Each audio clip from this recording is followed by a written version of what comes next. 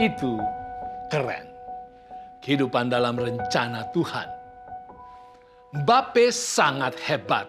Kapten kesebelasan Prancis sudah rasakan juara dunia. Selalu juara di liganya. Dia pencetak gol sepanjang masa terbanyak di klubnya. Dan salah satu pemain termahal di dunia. 1,76 triliun per tahun. Wow. Tapi Mbappe bingung. Dia ingin bermain di klub lain yang lebih berprestasi hebat, lebih terkenal, dan klub yang banyak kali juara di Eropa. Tapi dia terikat kepada PSG. Saudara, apakah Anda sedang bingung? Apakah Anda juga sedang bikin Tuhan bingung? Mari belajar dari Paulus. Di dalam Efesus 3, 1-8 mengatakan. Yang pertama, Paulus katakan, aku ini Paulus, orang yang dipenjarakan karena Kristus Yesus. Paulus tidak bingung. Dia adalah the prisoner of Christ, tawanan Kristus. Jadi status Paulus jelas, dia terpenjara, dia terikat kontrak dengan Yesus. Susah atau senang, dia tidak peduli. Kehebatan, kesenangan, dan kepuasan dunia, dia tidak peduli. Yang dia peduli adalah terus terikat kontrak dengan Yesus. Yang kedua, Paulus bilang, memang kamu telah mendengar tentang tugas penyelenggaraan kasih karunia Allah yang dipercayakan kepadaku karena kamu. Di sini Paulus tegaskan bahwa pekerjaan terhebat bukanlah menjadi bagian dari PSG, Real Madrid, Manchester City, ataupun berbagai perusahaan hebat di dunia. Melainkan menjadi bagian dari tugas penyelenggara kasih karunia Allah. Dimanapun kita bekerja, kita harus menjadi pegawai, pemain, petugas, pelayan di dalam pekerjaan Tuhan.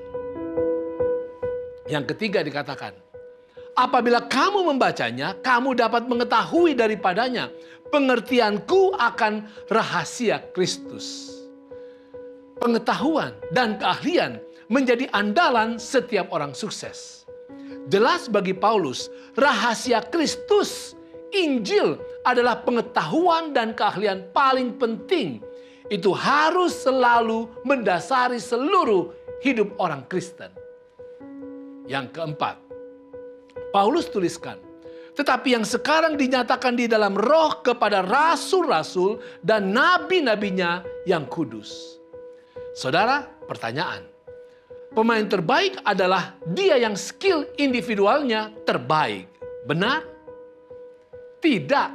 Pemain terbaik adalah pemain yang skill timnya, skill kebersamaannya terbaik. Paulus sangat sadar bahwa dia adalah bagian dari tim rasul-rasul dan tim nabi-nabi dan tim pelayan Yesus.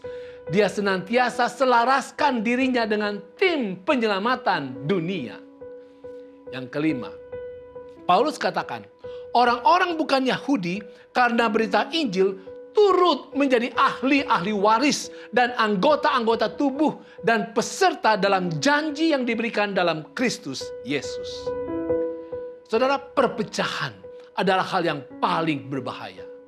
Adanya kelompok eksklusif, tim sukses di dalam gereja adalah merusak.